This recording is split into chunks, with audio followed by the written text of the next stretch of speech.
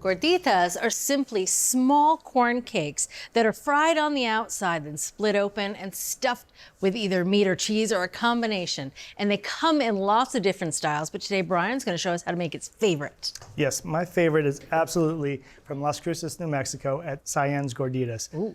I was fortunate enough to go there and meet with the owner, Virginia Guerra, and her son Albert, and they walked me through their process. And today our recipe is strongly inspired by what they showed me. Okay. We are going to begin by making our ground beef picadillo. And a picadillo is a ground beef mixture, usually with tomatoes and potatoes in it. We're going to start by getting our potato ready. So just going to trim the ends off here. I like to trim off the ends a little bit so I have something for my peeler to grab onto. Ah. A quick tip. Now we want to cut this potato into 1/4-inch pieces. So we can put this right into our skillet. So then 1 pound, 85% lean ground beef, 1 teaspoon of salt, and 1 teaspoon of black pepper. Turn this medium-high heat. So we're gonna let this cook until the meat is no longer pink, and that takes about 8 minutes. Okay, Julia, it's been about 8 minutes. You can see the meat is no longer pink. So now, to complete our picadillo, we're going to add 1 chopped tomato, and then 1 chopped onion. And we're gonna continue to cook this for another 5 minutes until the tomatoes and the onion are softened. And you know, you want to take care to break up the meat as you're cooking this along so you don't get these big honking meatballs in your gordita. So we'll let this cook for another 5 minutes or so. Okay, so the tomatoes are broken down, the onions are softened. Now we can add some of our flavoring. We're gonna add 3 minced garlic cloves here, along with 1½ teaspoons of ground cumin. We're just gonna let this cook for about 30 seconds until it becomes fragrant. Okay, so that's nice and fragrant. We're gonna add 2 teaspoons of all-purpose flour. So we're just gonna cook this for about a minute to cook the raw flavor off that flour. So now we could add 3/4 cup of water, and we're gonna bring that right up to a boil. All right, so this is appropriately saucy enough. And so we can kill the heat, and I just wanna give it a quick taste for salt and pepper. So we can add a little bit of pepper to this. We can just throw a lid on this and let it sit off to the side while we make our gordita dough. Sounds good. All right, Julia, so it's time to make our gordita dough. So I have 5 cups, or 20 ounces of masa harina. And to that, I'm going to add 2 teaspoons of table salt. I'm just going to whisk that to combine. So masa harina is not just cornmeal that's finely ground. It actually has gone through an additional process, so it has a slightly different flavor and color. Right, it's corn that's been nixtamalized, created into a dough, then dried out, and now this essentially becomes an instant flour. All right. To that, we're going to add 3/4 cup of Colby Jack cheese. Now we're going to add 3 2/3 cup of room temperature water, okay? Now to watch Albert do this at the restaurant, he takes his ginormous bowl, props it on the edge of the sink, sticks it beneath the spigot, fills it and eyeballs the whole thing, you know? And it makes mounds of dough, I'm guessing. Makes mounds and mounds of dough.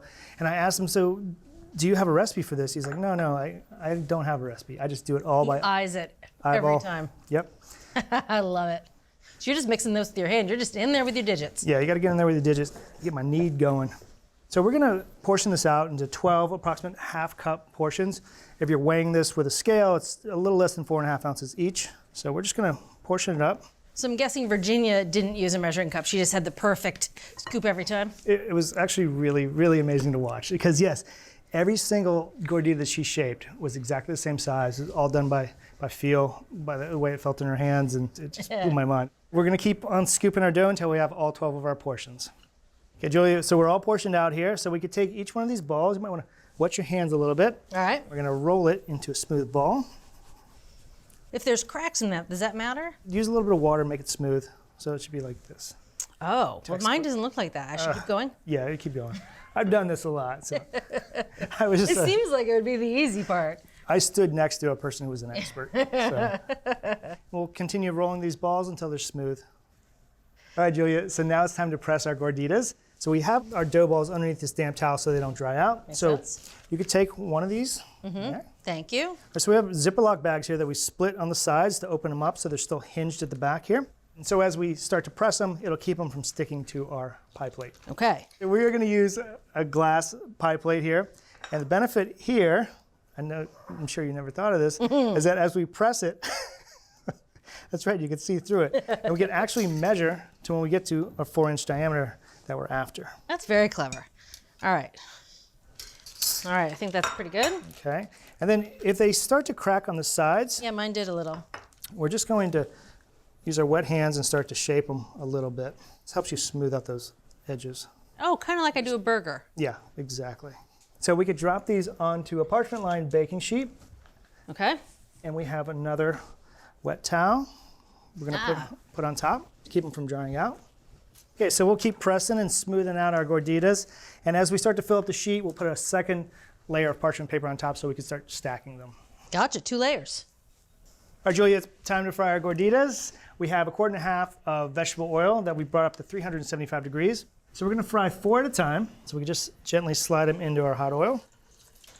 I know it's contrary to what you wanna do when you're adding things to hot oil. The instinct is to move your hand very far away from the oil, but actually the closer you can get to it and more gently you can lay the food down into the hot oil, the less likely you are to create a splash. So we're gonna let these fry for 5 minutes per side. And then we're gonna flip them over and let them continue to fry for another 5 minutes, and they're gonna be golden brown.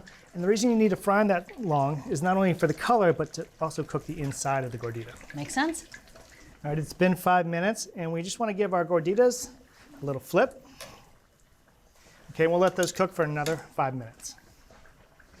These have been frying for another 5 minutes. Oh, they're beautiful. So gorgeous. So we just drain them here on our paper towels.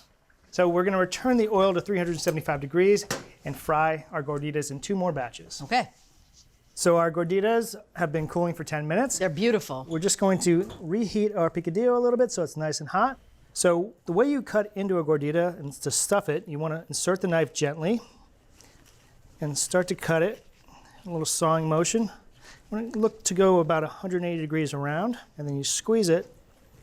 Ooh. Reveal a nice little pocket on the You inside. can see the steam coming out. Yeah. And all that melty cheese. So our picadillo is now hot. I'm gonna load you up here. So I think it's important not to overstuff these because Because you know me and I'd be tempted. I overstuff tacos too. I like to put the cheese in first so it gets right up against the hot meat.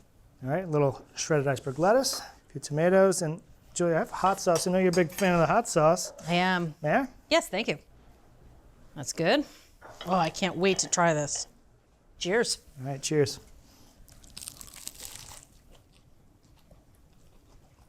Let's go. That's delicious. The flavor of the corn cake on the outside. I can taste a little bit of the cheese. I can taste that sort of mild corn flavor, but the dual texture is where it's at. Crisp on the outside, but has a really lovely soft texture on the inside. Yeah, it's super delicious. And I love how the picadillo really just kind of peeks in there with the cumin. It's not overwhelming, but it's just noticeable. It's delicious. After I came back from that trip, I wanted to gordita everything. It's like I gotta put more stuff in these pockets. Brian, these are fantastic. Thank you. You're very welcome. So if you want to make gorditas at home, begin by making a picadillo filling with ground beef, potato, and tomato. Add cheese to the gordita dough for extra richness and flavor. Deep fry the gorditas for a full 10 minutes until they're golden brown and cooked throughout.